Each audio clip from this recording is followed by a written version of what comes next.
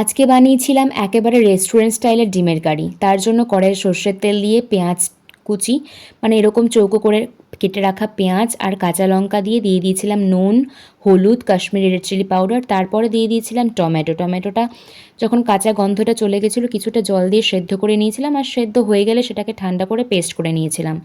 ডিমটাকে হলুদ গুঁড়ো, কাশ্মীরি রেড চিলি পাউডার দিয়ে হালকা করে ভেজে নিয়েছিলাম, আর তারপর কড়াইয়ের মধ্যে জিরে আর এলাচ ফোড়ন দিয়ে তার মধ্যে কুচিয়ে রাখা পেঁয়াজ, কাঁচা লঙ্কা দিয়ে সমস্ত মশলাগুলো দিয়ে দিয়েছিলাম।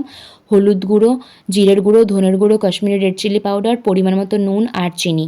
তারপর দিয়ে দিয়েছিলাম সেই পেস্ট করে রাখা টমেটো আর পেঁয়াজের পেস্টটা।